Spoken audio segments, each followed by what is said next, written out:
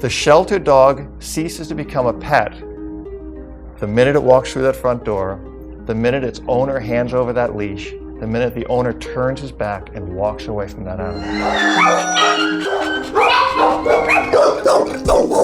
We can get this message to everybody across the country, and the main goal here is to save more lives. We're going to talk about drives in dogs. His fight drive, his flight drive, his defense drive. We kind of want to know where they came from. Was an owner's relinquished? Did they find them on the street? Were they brought in, across the counter? So kind of look at their cards and let us know what the dog's story is as much as you can when you bring them in. So what Lewis talked a lot about, and we do talk a lot about, is understanding breeds. Punishment will always elicit defensive behavior. Know that. Besides, it's not going to work, and you're just sitting the dog back. Lewis and I will both handle the dog around each other, and then we'll break off into groups. So you'll get the lesson of what we do, how we get two dogs around each other. Lewis and I are trainers. We're what's called a balance trainer, right? So we use treats and toys, and we use corrections. So balance training, in my opinion, is the answer to everything because it encompasses everything, and you can approach 99% of dogs or 99.9% of dogs by using a balanced approach. We both have a philosophy that I can learn from each one of you in here. Well, we're going to touch on some of the things that cause injuries in a sheltered environment.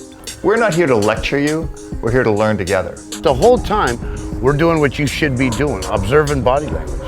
Always observe body language. If you're working in this environment, you should have treats with you. You should be working to engage the dog's positive behavior, elicits positive results. Give them a piece of treat. The three main focal points to the program were dog handling, play groups, and the BARC behavioral assessment. I really respected that they put a lot of emphasis on clear and effective communication. We create dog play groups for one reason, to make dogs more adoptable, right? We want dogs to get homes. But follow procedure, and if you see flaws in the procedures, talk about it. Tell somebody.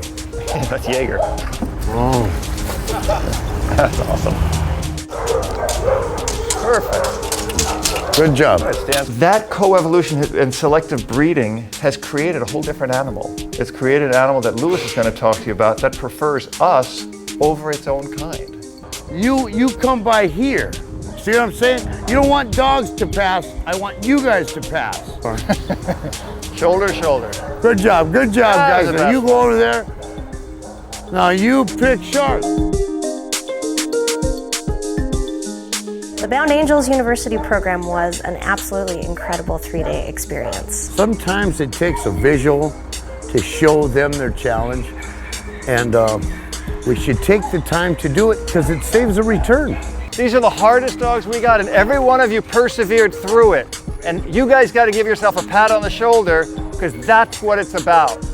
The dogs get frustrated, you get frustrated, but if you give up, the dog dies. When you do it, the dog wins, the dog lives, and you succeed, and that's what we're here for. So give yourself a pat on the back, put the dogs back. You guys did an awesome, awesome job. Congratulations.